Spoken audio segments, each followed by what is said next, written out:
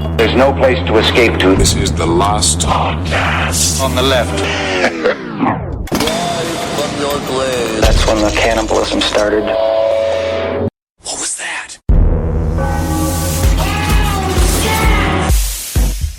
Those green hats, yeah. With a feather sticking out of it, he's just going ba-boom, ba-boom, ba-boom, ba-boom, dancing with his big belly, just like slapping it against her fucking back. Yeah, it was different than that party. Yeah. I went to a good one. For sure. Are we good to go, Marcus? You have the order and everything all worked out? Everything's good. All right, welcome to the show, everyone. That's Marcus Parks, and I'm Ben Kissel. Henry and I have different ideas of what a good time is. I'm just saying, I like a good old-fashioned polka party where it doesn't matter what your body's like as long as you got a good attitude. And you can't not. All right, let's talk about today's subject. That's right, buddy. What is this? She's got it. What is this? And plenty of it, brother. She's got it. What? Anyway, we're talking about Haunted Hollywood. Haunted Hollywood is today's Entertainment subject. has vastly changed. It has. But this describes your sort of good time party rhythms. Yes. But you could what you still like. maybe be like, drop that bass! Right as soon as this song ends. Of course. No, this song, it's about Clara Bow, the original It Girl of Hollywood. And today, She's dead now. Oh, Way dead. She died in 1960, sir. Yeah. Well, because today we're going to talk about the haunted ghost celebrities. Yes, and there's so many of them. I didn't know. Because Hollywood is a tragic place filled with broken dreams. And as we've learned, as a matter of fact, from our Sirius radio pilot, the more misery there is in somebody's life, the larger they'll haunt the area. Bigger ghost. Bigger ghosts. Yes, it's like a blanket. We'll get to bigger ghosts later. Absolutely. The funny man. One thing I want to briefly up top, because we were going to maybe talk about the recent mass shooter that happened in Los Angeles. He's a chode. He doesn't deserve it. But he's a real piece of shit. And I just want to say, we could get rid of all the guns. I mean, you could. But I don't know if that'll help. I don't think that'll help how bloodthirsty we are as an animal. Yeah, that's the major problem. So with it. let's. No. I read a little bit. That he was very upset because he got tickets given to him by a wealthy couple so he could go see the Hunger Games premiere. But he was upset about that. And then he got backstage passes to Katy Perry, but his parents didn't afford them. He got them gifted to them. Got them given to him. So this that's is how what you I'll get say. Things. The best thing that came out of that whole scenario is that he's dead now. I know. That's sort of what I was thinking. I was like, well, at the very least, the one silver lining. Yes. Nonetheless, but none of us. The last podcast family, we are not that asshole. We make fun of that asshole. Fuck that asshole. And you know what we also do? We get laid. Yeah. We get laid every now and again. Yeah, everybody last podcast, I feel they're at least finger banging somebody. Beautiful women. Love has been made through the podcast. Yes, absolutely. We have beautiful women, powerful men. Yeah. Yes. So yes, go on living your life. Just have confidence and don't be a fucking pussy asshole making your YouTube diatribes and then think you're gonna make things even with a gun because you're not. Yeah. Because you're in hell right now getting raped. Yeah. By Ted Bundy, and he's just like, yeah. Oh, you didn't get laid. You didn't get laid. We could talk about it, but I mean, this is what I think to blame is the selfie. I really think it's the selfie. The selfie as is soon the as you problem. don't have a cameraman just looking at you from behind the lens, you'd be like, nah, you're crazy. You're crazy. It's all the selfies. I didn't write that. That sucks. Yeah. You need as a writer. That's right. All right. Haunted Hollywood.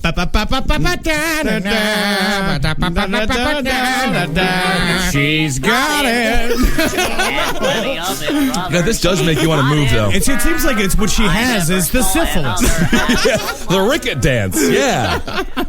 Well, Hollywood, Los Angeles, in case you didn't know, Hollywood started off as an awful fucking place. As it's like not right now? Like it's not a big old piece of shit right now? And by awful place, I mean extremely violent, filled with gunslingers, prostitutes, and all manner of unsavory characters. Even Hollywood producers. Singer. This is something that I didn't know about. In 1871, when Hollywood first gained notoriety through this massacre of Chinese immigrants. Whoa. Yeah. This was interesting, They called it N-word Alley, right? It was a mistranslation. The alley was called Calle de los Negros, which just means black alley, but they made that racist. They took it racist. Classic Hollywood tradition. Yeah, well, at least they didn't make it like the the land of fallen rice after all the Chinese people. You could have made it extra racist. I mean, that's a toss-up. I can't Hollywood. I can't came to Hollywood to be a famous movie actor. Yeah, 1871 is an Asian fella. Instead, I corpse. Yeah.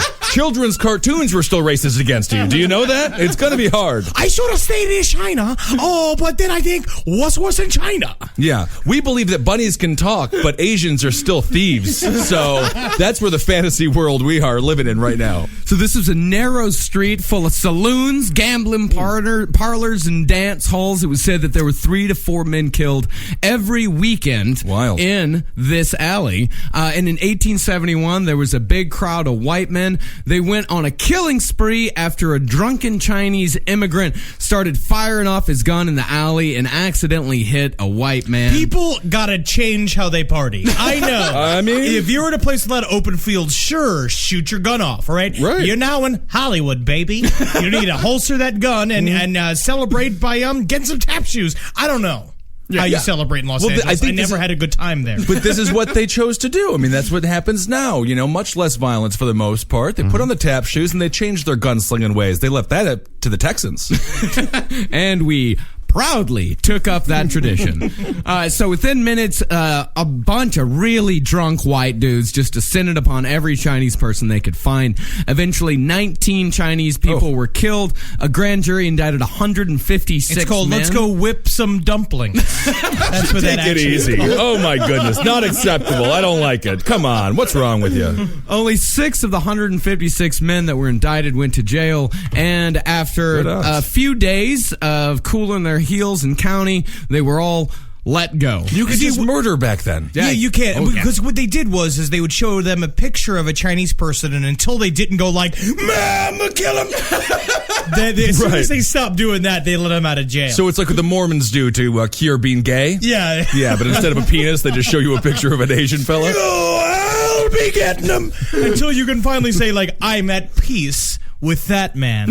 Then you're allowed to be released. Get him out of here. So that was the incident that introduced Los Angeles at large to the rest of the world. Yeah, this is when Hollywood, and then Hollywood has always blown since then. Yes, Hollywood has always been a horrible, horrible fucking place. But it's really true. When you walk around the streets of Hollywood, I always find that different where it's like, in New York, the homeless problem is very, it's apparent, but a lot of these guys are normal. Like, you could talk to them, and they're just on the street, you know, they have bad circumstances, but they still remember being normal. Well, and sometimes it's a job. Sometimes it's a legitimate hustle where you just look at each other and you're like, no, I can see that you have a hand, you put a sock over it, and you're pretending like it's a Those nub. are new Nikes. Yep, all right, brand and new. you're wearing an iPod. And I'll tell you, if that woman comes in here and tells me about her third Des husband again, she can't keep a man. Yeah, but in Hollywood, the streets are filled with maniacs. Anybody that's on the street, if you're not driving in your car, because it's like, in Hollywood's a driving town,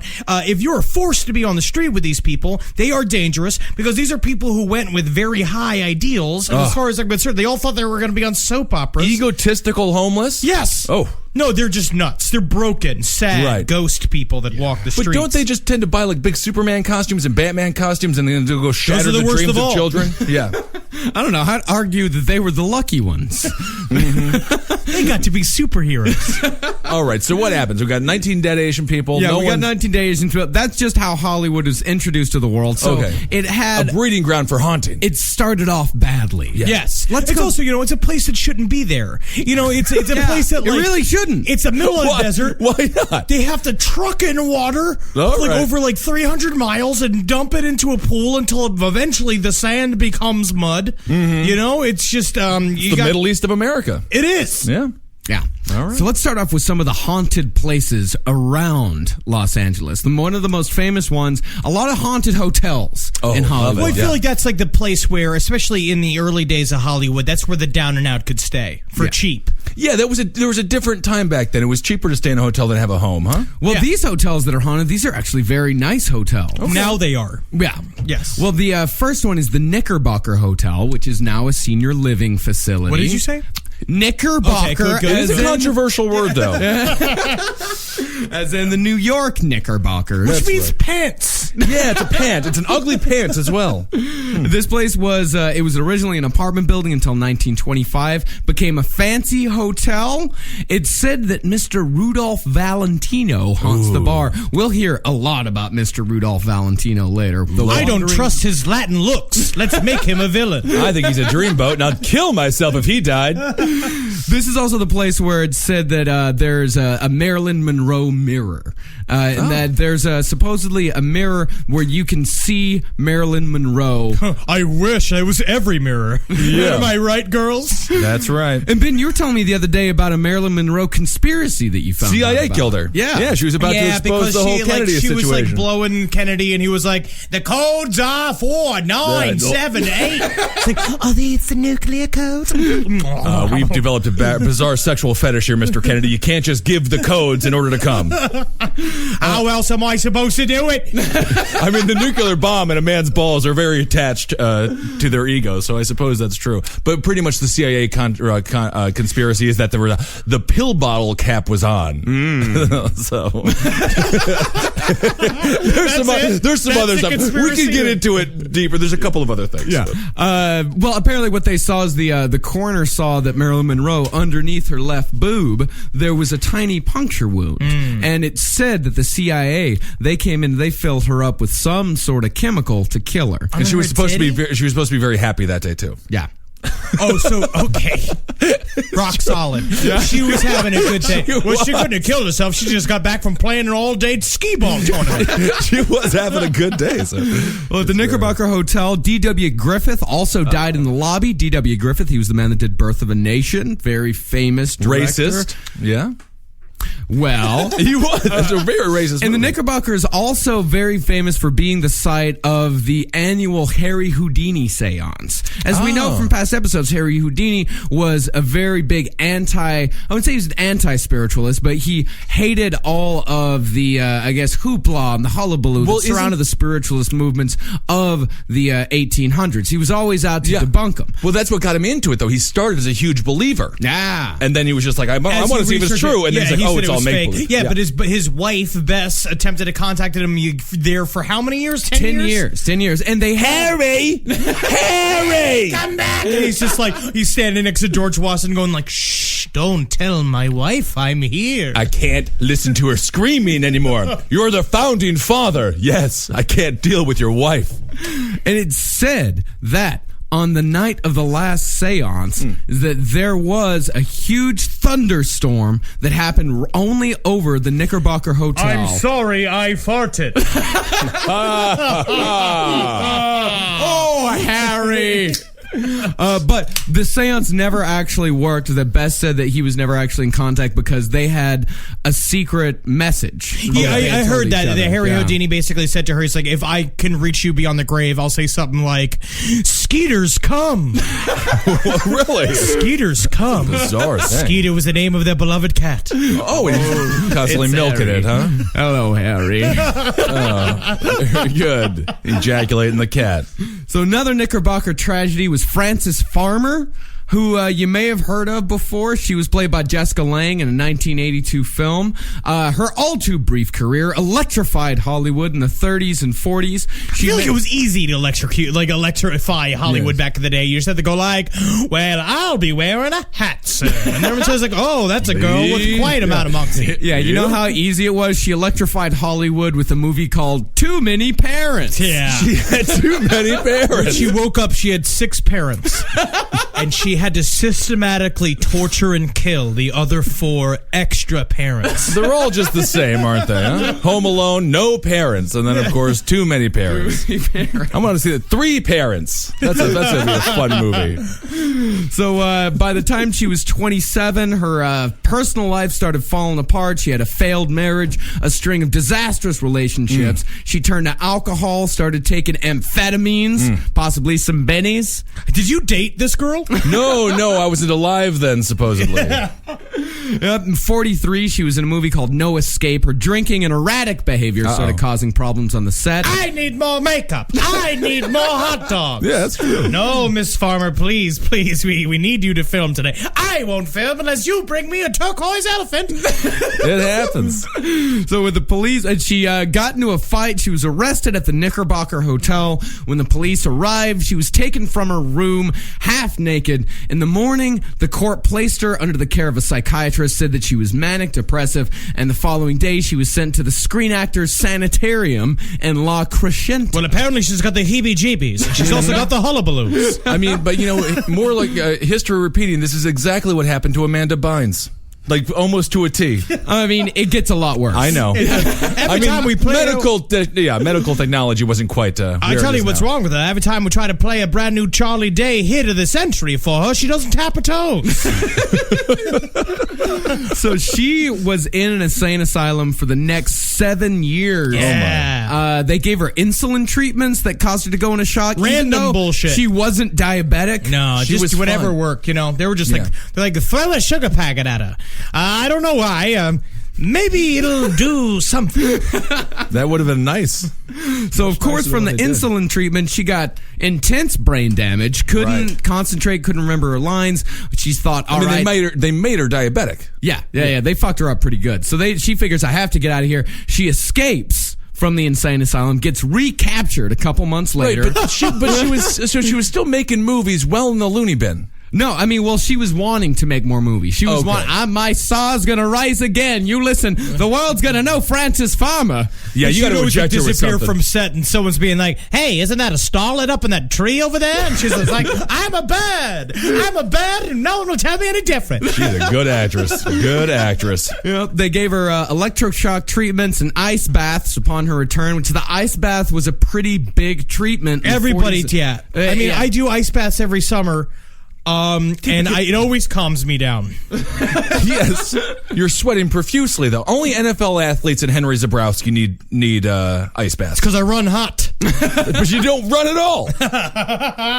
Kissel, I gotta put you one of my pictures, Kissel. That kind of razor sharp wit. Do you think you'll be able to handle the pressure of Hollywood? I think I will. Love booze.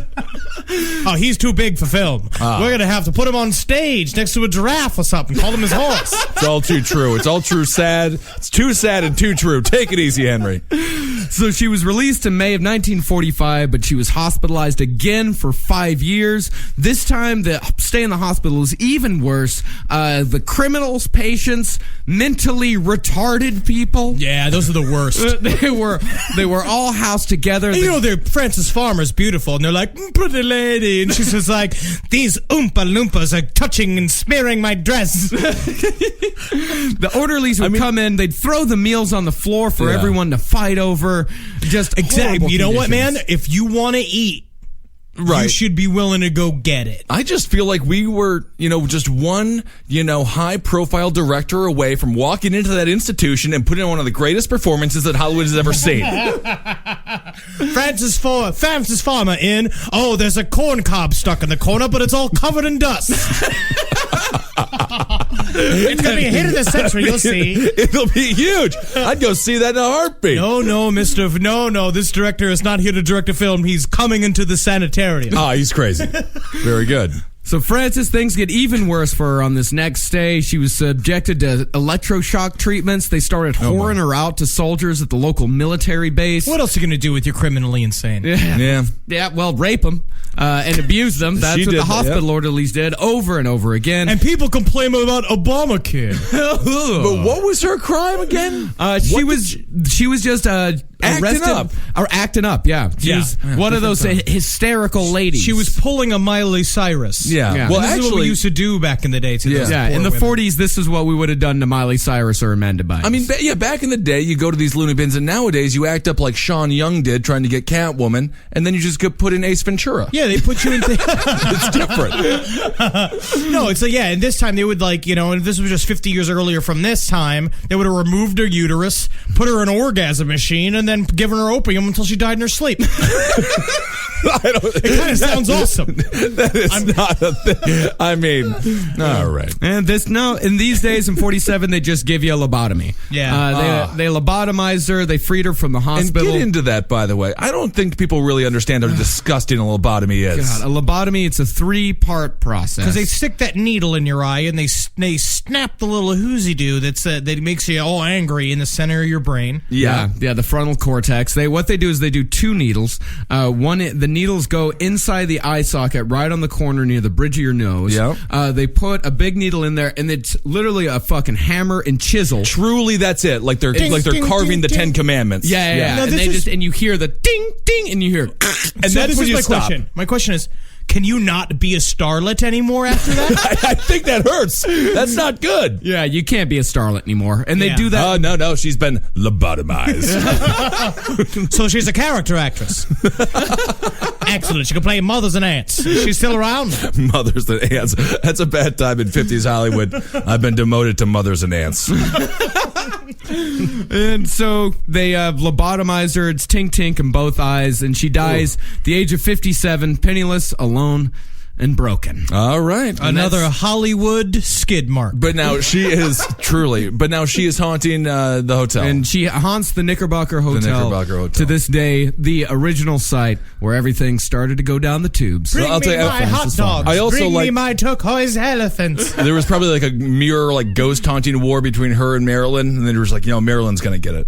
Yeah, everyone wants to see Marilyn in the mirror. So no one you wants mean to say I'm second choice even in the afterlife? your nose is bleeding. Yeah, you look. Oh, it's from the lobotomy. You look like one of the 13 ghosts from the movie 13 Ghosts. Oh, I love that picture. You're scary. Yeah, you're terrified. Another haunted hotel is the Roosevelt Hotel.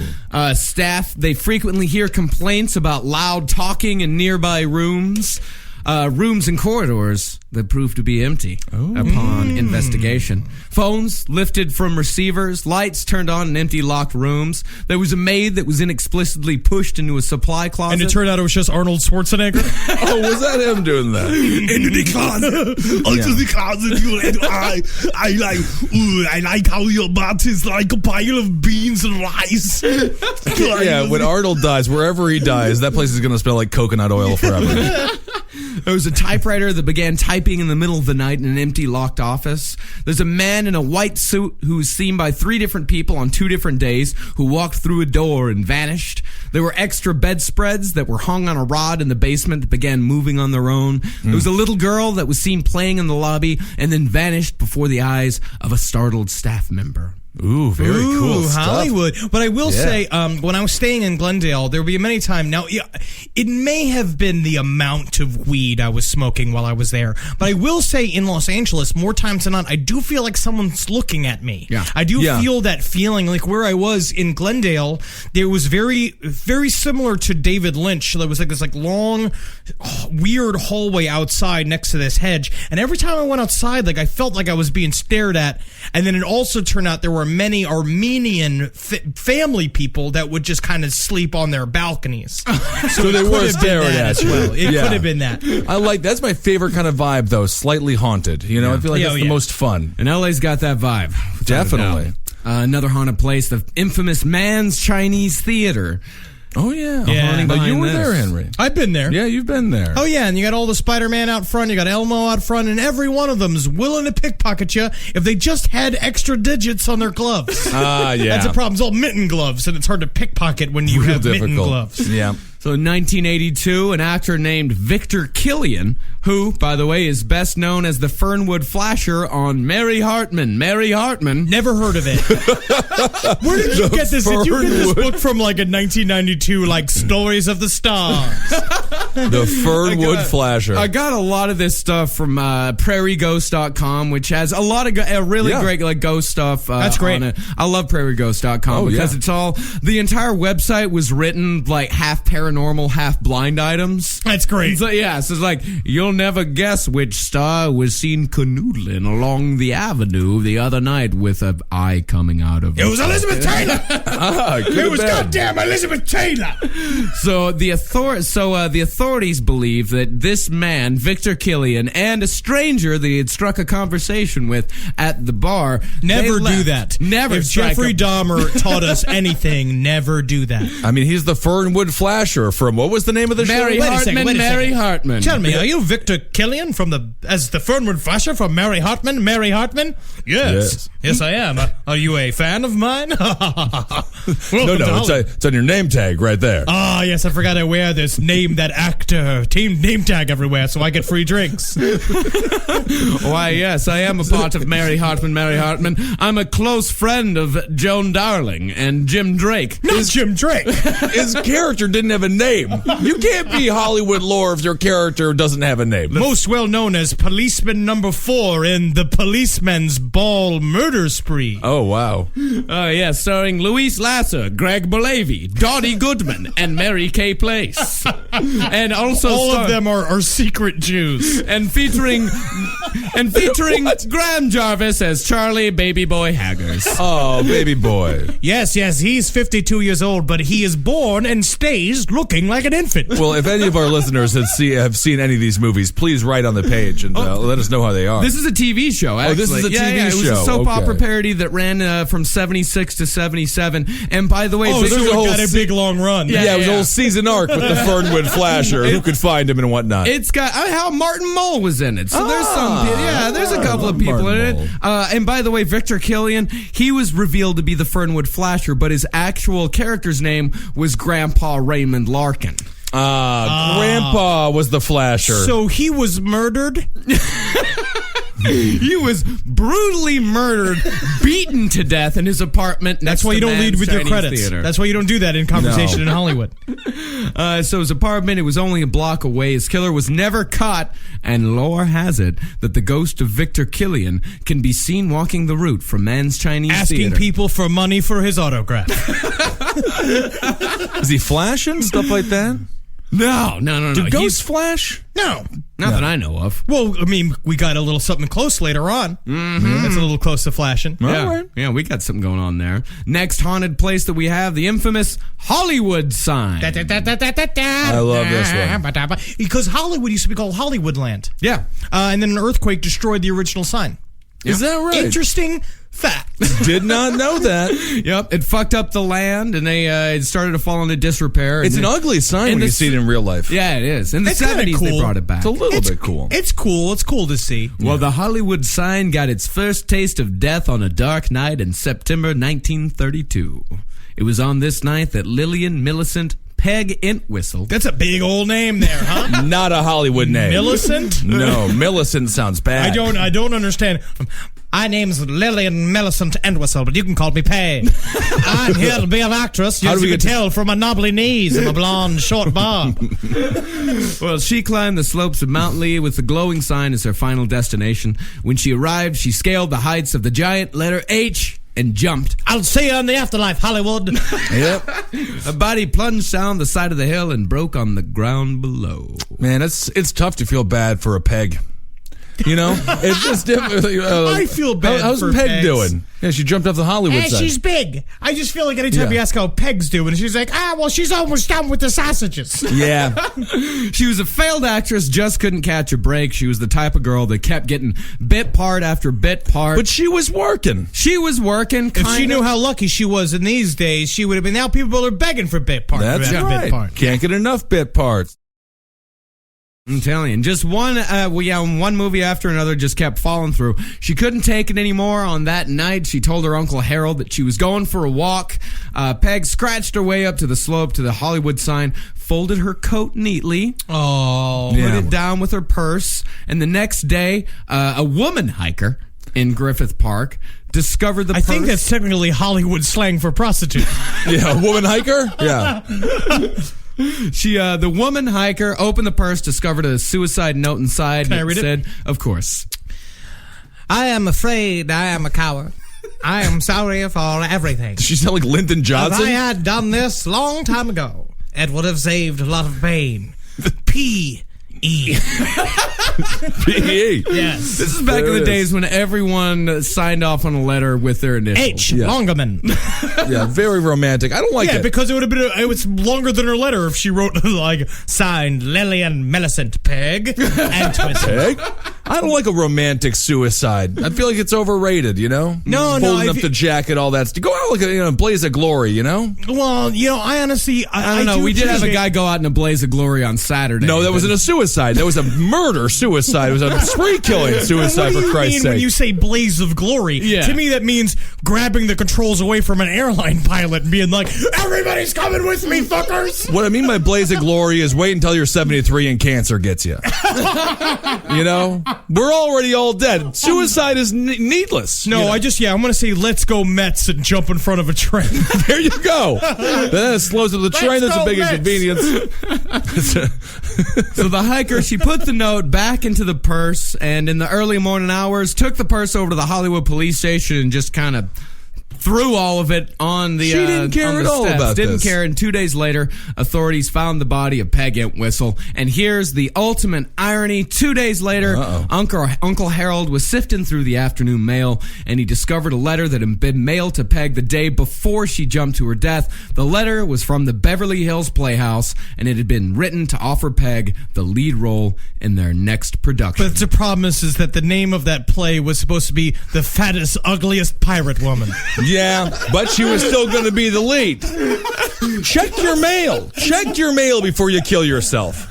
But just give yourself one last little, maybe potential reason to live. You never know when something's going to come down the pike. Never know. That dude you want to meet could be on the next bus in from Houston. That lady you want to meet could be in for the next bus from Santa Clara, New Mexico. It's possible. And I just want to meet poor people, and I just say this. No one should ever be this Hollywood thing has got into my brain. I was thinking about killing myself, but then there's a poor man on a Greyhound bus coming all the way from the south. I need some place to call home, pretty woman. He's a bit of a border, but he's half border, half gentleman caller. He's beautiful. So here's how it gets even better. The part that she was supposed to play, the beautiful young woman commits suicide in the final act. But this was not the end of Peg Entwistle in Hollywood. Yeah, it was. Yeah, she's dead. Neck's all broken. So in the years following her suicide, people reported a woman in 1930s era clothing abruptly vanishing when they approach her. She's said to be very attractive, blonde, seems very sad indeed. It says that some people can still smell the pungent aroma of gardenia perfume, which was said to be Peg Entwistle's. That is just a prostitute. That is a prostitute running away because she thinks you're law enforcement. That's what's happening there. I've got to go. Yeah, she's steampunk prostitutes. Yeah. I was talking up in the Hollywood Hills when I was with Nick Turner. We went hiking. We're two large individuals. Went hiking. It was the beginning of an 80s comedy. Yeah. But I think in the 80s comedy, one is supposed to be thin and attractive. Yes. That's why we doubled the funny.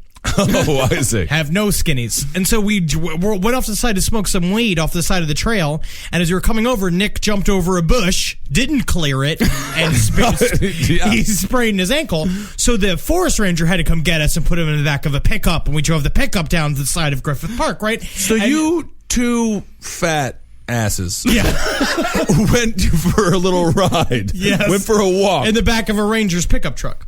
But you guys, we were like, we're going to go get some exercise today. Yes. And then no one's going to laugh. Back in a hospital bed. Yeah. But we went out and I was talking to the park ranger and I was like, so is anything weird happen out here? And it's we see constant like satanic activity. Says weird little ritualistic altars built and trying to get this woman back. No, they were just saying just in terms of in the Hollywood Hills, right by the Hollywood sign, there was a lot of strange activity that happens there to this day. Where there was a Russian mob hit, the string of hits. They basically found a severed head with two severed hands put underneath the head, like it was the head's little feet. Oh, that's kind of adorable. It's like one of those little things that have stickers on the bottom of them. Yeah. Remember that? They're all hairy and stuff. Yeah, there was a lot of that. There was like 3 or 4 of those combos that they found. It's like they always find body parts up there because that's where gangsters go to kill people and leave them out in the desert for animals to eat them. Oh, weird. Yeah. Another haunted place, we got Paramount Studios. This is a pretty creepy little tale. Well, it's actually because Paramount Studios is directly across from the Hollywood Memorial, which is a great, if you're in Hollywood ever, that cemetery's fucking awesome. Have you been? Yeah, it's great. And what tombs did you visit? Orson Welles' tomb is huge. There was a... It is big, huh? It'd be ironic if it was small. It was it's a big black... It's awesome. Nice. There's lots of them. Is he in there? No. No. What they did to him is they took his body when he died and they just dragged it out in the street and they let a bunch of fucking orphans cut it up with a fucking knife and then pigeons came and ate it. Orson That's what Welles they did to the Food body. Friday. That's what, yeah. He That's wasn't like that. buried in a coffin. They did never one know. of the most amazing film auteurs. That's what they do to them. Well, now we know. Yeah. Very good. That's why Good day to be D.W. an orphan. Griffith was unceremoniously shot in the fucking lobby of the Knickerbocker. Oh. Good pronunciation. Yeah, That's right. I make sure to enunciate that word. Oh, yeah. So Paramount Studios, this is a creepy little tale. Story goes that there was an executive who had rented out one of the rooms up there, said he went into the bathroom, was washing his hands in the sink, looked in the mirror, and his eyes were glowing red. So he runs over to his secretary. He says, "Look at my eyes. What's going on?" She said that the How eyes coked up do you sound? Yeah, exactly. You grab somebody's like, look at my fucking eyes. Are my eyes glowing red? Are my eyes fucking glowing red? You seem angry and I'm scared, so I guess, yeah? And so the secretary says, absolutely. She gets frightened. She screams. She runs out of the room. The executive said he tried to get up off the chair, but hands were pressing down onto his shoulders, and he finally managed to escape whatever demonic possession was there. Weed. And of course, He was stoned. and a lot of people say that, yes, the Hollywood Memorial Cemetery is right there next to Paramount, which causes a lot of hauntings over into the Paramount Studios. All of You those think, you're places, telling me yeah. Orson Welles is over there holding people down on couches? I don't think he is. He probably sent his Straight down. assistant to do it. Yeah. But you know who's also buried in the Hollywood Memorial Cemetery? The wandering ghost of Hollywood, Rudolph Valentino. No, this is because he was a bit of a man whore. Just a little bit. Of course, with a name like his given name was Rodolfo Alfonso Raffaele Pierre Filbert Guglielmi di Valentina di Anguaglia. Well, if you were a woman, I would say go by Peg. But as a man, we'll go with Rudolph. Rudolph Valentino.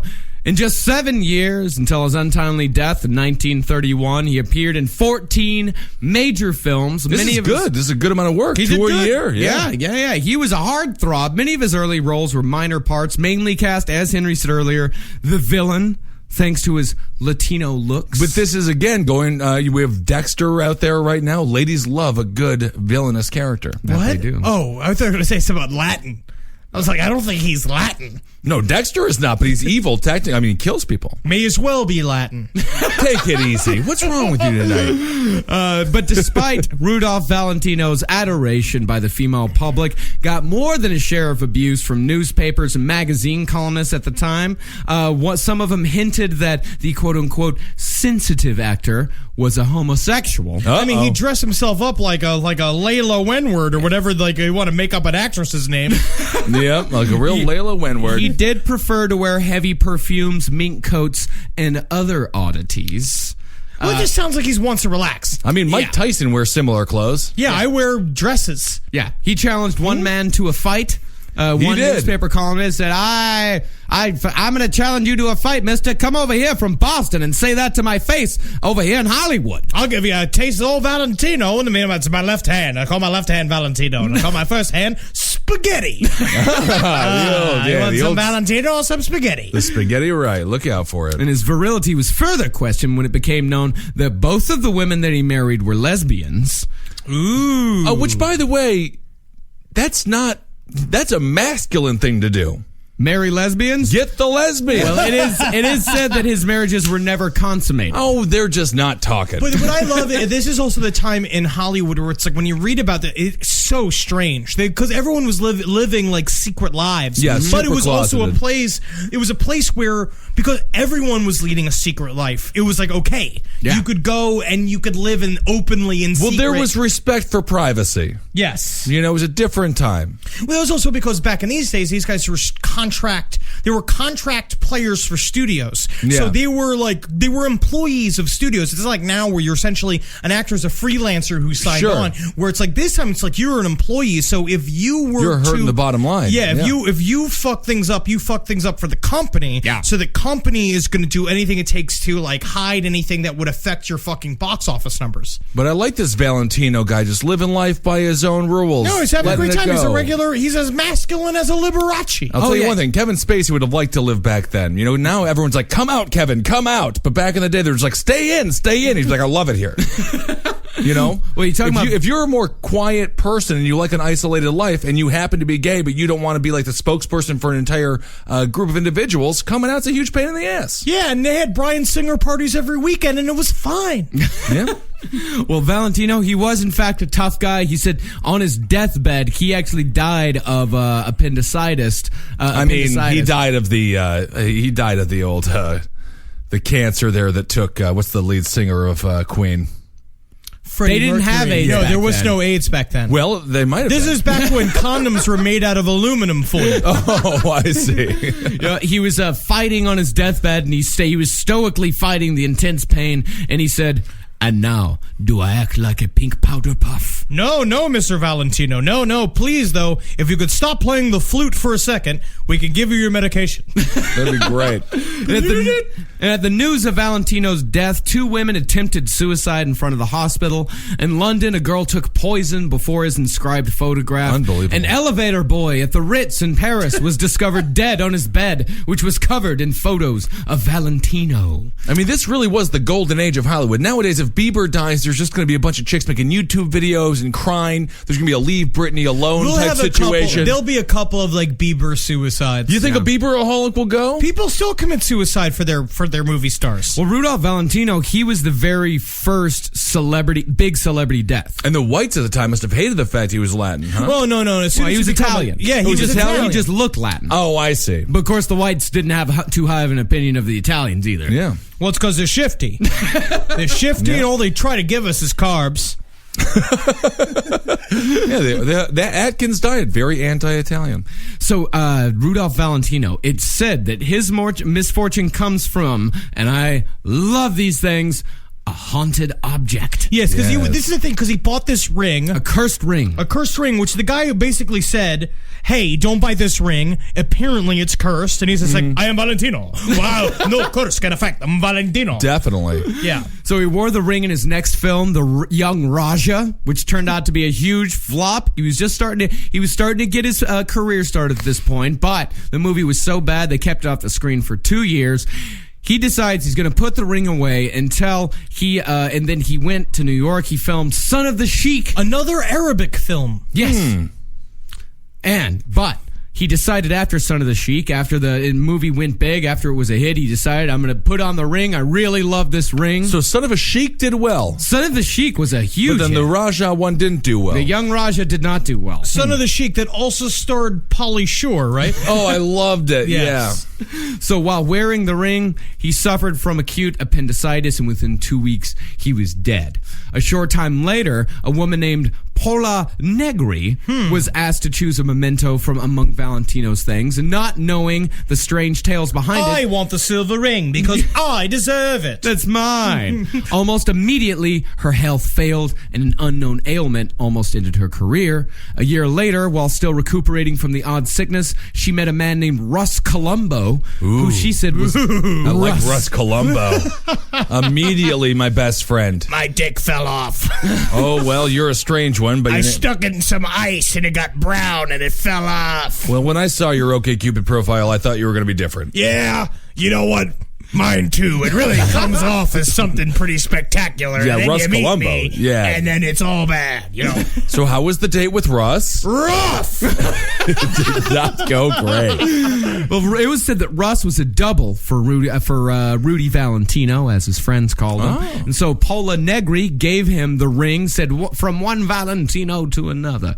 And a few days after receiving the ring, of course, Russ Columbo was killed in a mysterious shooting accident. That's also, but that's the problem is at the time they had the very rare Hollywood hairstyle of the target, which is like they just cut a target into the back of your head, and that's a problem. Oh, we remember that's a that. joke haircut, though. It is, yeah. It's the old walk fast. Yeah. So from Russ Columbo, the ring moved to his best friend, Joe Casino. These are all fake names. Yeah, Russ Columbo, Valentino, and Casino. Paula These- Negri. Not names. This is just back because everyone's real name was like, my name was Herbert Winklebottom. And so I changed it to Joe Casino because I was trying to get into the pictures. Oh, I see. But yeah. sometimes they do stick with, Francis Farmer, Peg Francis Entwistle. Farmer is good. Entwistle, I mean, that's... Hey, yeah, but you know. Entwistle's a good last name. Is it? I don't know. If you're an author. Yeah, at least it's Yeah. not Shart Whistle. Well, Shart Whistle is in My the name is last. Pug Shart Whistle. I Pug- changed well, now it to you- Peg Entwistle. Of course, Pug Shart Whistle is always going to be worse than Peg Entwistle. So But- Casino places the ring under glass, and then after a while, he can't fucking resist the temptation to wear the ring. His last name's Casino. You know he's a gambler. Oh, Yeah. yeah. And he gambled wrong, for he put the ring on, and a week later, he was run over by a truck and killed.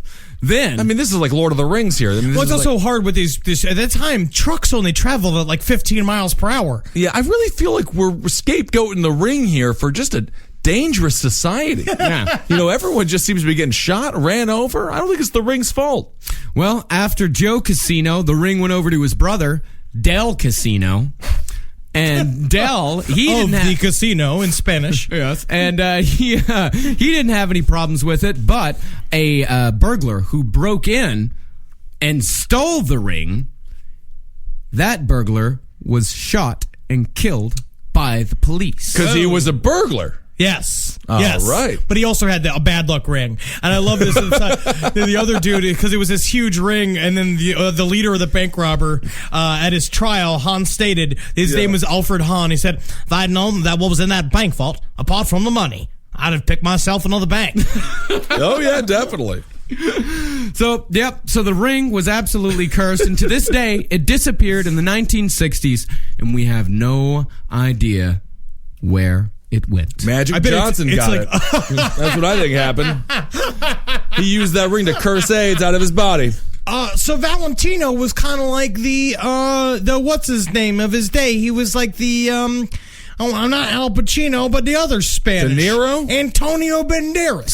The Antonio Banderas of his day. Yeah. Absolutely, yeah. Banderas hasn't been cursed one damn bit. He's banging.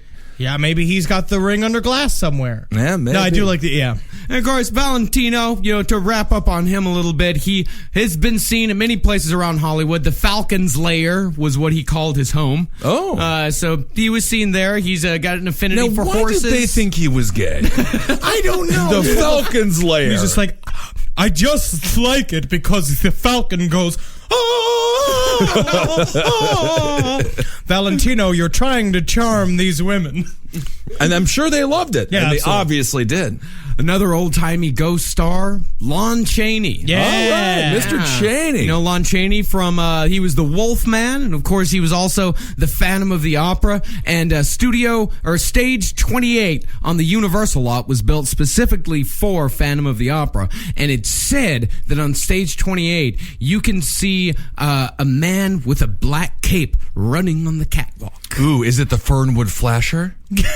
No, it's the Phantom of the Opera. Oh. No, honestly, I love that idea. I'd love to see Lon Chaney's fucking ghost. Oh, definitely. That'd be super fucking Absolutely, cool. you should be a ghost.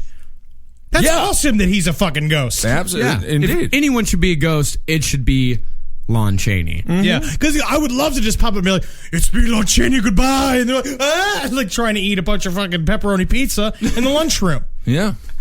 The next ghost, this If a one. ghost takes a bite of pizza, does it? Can you tell, or does it? Yeah, it would come out of the pizza. And they'd be like, oh, pizza is my favorite. Oh, okay. Well, I got a ghost who loved pizza. Yeah. John Belushi. Well, John Belushi definitely loved pizza. Yeah, John Belushi absolutely loved pizza. And this is an odd haunting because you don't really see comedian hauntings. No, Rarely. because, I mean, even though comedians mostly live lives of sadness and tragedy. Oh, yeah. Yeah. I mean, the comedian is sort of, if you're looking at a shelf of food, the comedian is the canned ravioli. You know, people like it on occasion, but for the most part, they say too much, and I feel sick. What? Comedians are not fun to hang out with in reality because they're sad and desperate. You have to handle them, and you get all messy when you do. So the most famous story that I found, or at least the best story that I found, is that there was a woman and her family who had temporarily moved into the Chateau Marmont Hotel in Hollywood. Marmont? Yeah, not the Chateau Marmont. What we do with the Parks family? Hey, Beverly, you want to hang over to the Chateau Marmont? I hear they got all sorts of beds and shit. I guess it's better than staying out in the rain, I guess. The Parks family with their wood. Why they put the N on there? It's French. Chateau. Fuck. Now, it's the Marmont, all right? Yeah. So the Damn Marmont. It's the Marmont. Well, the Parks are going to Hollywood. So y'all got any sort of shitting buckets in here where you got newfangled bathrooms? So they ended up, this family, the Chateau Marmont, of course, was where John Belushi died If after you doing scratch speedballs. even 1 inch of the wood panel on my car, I will freak out. I just want to let you know I will freak out. We didn't drive to Los Angeles in a fucking wood-paneled station wagon. We drove in our diesel 4-door white Ford. Very nice. And we had a little camper on the back so the kids could hang out and we could fucking outside there read my Mad magazine. This is your mother and I's honeymoon. We're staying in the Chateau Marmont. All right, and you stay in the car, right, so you can't hear none of our fiddling in the night. So anyway, if you're fucking done, during this time when the family stayed there, late at night, they'd hear their young son, who was about 2, alone in his room, giggling and laughing to himself. They thought he was a very outgoing child, playful by nature. This was sort of his thing. So when they finally asked him what he was laughing at, the kid said, "The funny man." The funny Sure, man. yeah, that's not fucking frightening. That's the most terrifying thing a kid could be laughing at. So one night, the woman was talking to her friend about it, and she said, "Hey, John Belushi died at the Chateau Marmont." At the Chateau Marmont. Chateau Marmont, I heard he went there because there was a tobacco spitting contest. Isn't that something? Anyway, a friend of hers did a quick online search, asked her if they were staying in bungalow number 3. She said yes, and apparently that was the bungalow that John Belushi had died in. Doesn't stop there. A friend of the boy's mother visited the bungalow while they were staying there. It was for a birthday party for the boy. While it was a bit creepy, nothing really out of the ordinary happened until later. After a time, the boy started complaining that he wasn't sleeping well because the funny man would wake him up at night and want to play with him. Now, honey, can you believe it? Now, for Marcus's birthday, we're going to go to the Chateau Marmont, and we're going to go to bungalow number 3. And you know who died there? That big film star from that movie, 1941. What? Yeah, 1941. That's my favorite comedy. All right, now you're going too far. Now you're fucking going too far. You know, I'm sick of having Marmont. this John Belushi around because I'm sick of Greeks. Yeah, I always think of slushy when I think of Belushi. It always makes me hungry. Greeks? Oh, my We're not goodness. racist against Greeks. Well, Racist against some, but not Greeks. We did it in character. yes. So, the mother of the child, she was sitting in bed one night. She was looking at a book about the Chateau Marmont. Not reading a damn word in it. Oh, yeah, just being like, what is this? What is this? Where's the talking pictures? Looking at the pictures. And so the boy, he sees a picture of John Belushi, and he points at it, and he says, "Look, Mama, that's the funny man." Uh-oh. Also, Slimer in the Ghostbusters is also based off of John Belushi. Really? Yes. Did not know that. Yes, because the mold that they used to made, it was basically there was rotten mold in it, so it stank. So they called it Onion Head, and they for a while they called it Onion Head, and they were like, "That's the ghost of John Belushi," and they would call it John after a while.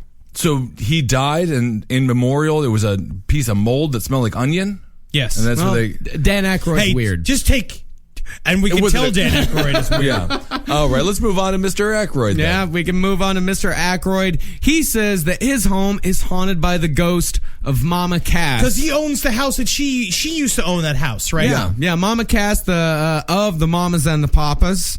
Wonderful lady. Yep. Big lady.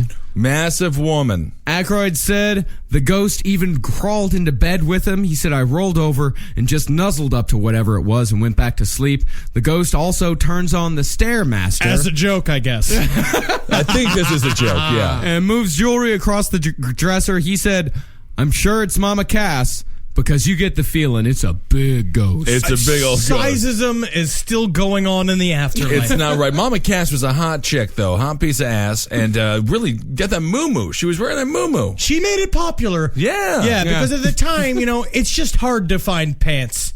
I understand. Well, yeah. I want to wear dashiki 24/7. Well, you did in college. I did. Yeah. And I was cool then. Well, Another woman that haunts Hollywood is Lucille Ball. uh-oh. People who live in her old home on Roxbury Drive said that they've heard loud voices in the attic, furniture being rearranged, unexplained broken windows. She's also said to have haunted the building that served as Desilu Studios on the Paramount lot. Also Paramount, where night watchmen have reported a female ghost on the upper floor who gives off a perfumed scent. I'd bet that. Yeah. Because especially when someone is so important to Hollywood. She was there, like these big names when they show up as ghosts. I just feel like they're so connected to what they did there. I imagine it's very hard. I think about it all the time. It's just like, I'm happy with my life. I would be very upset to die. And I'm certain that you would, if there is such a thing as an afterlife, if I am happy in my career and I die, I'm going to want to come back. Yeah. Well, I'll name a piece of mold after you. Thank you. Yeah.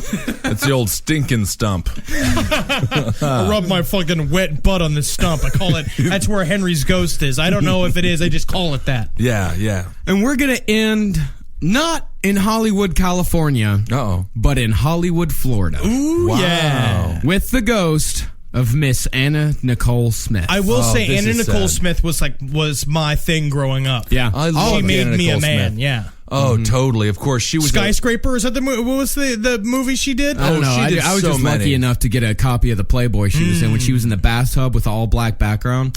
She's great. and she was stunning. And she was a guest model, and I loved her. Big bosoms. Yeah. Yeah. I like a strong-bodied woman. And she was strong, sort of a Kate Upton of the time. So can't wait for her to die. Well, Anna Nicole Smith, she died at the Seminole Hard Rock Hotel and Casino in Hollywood, Just Florida. the nastiest fucking place Such a to white die. trash place to go, right? Yeah, and That's her where the Parks family goes. We're Hey. going to Hollywood, Florida.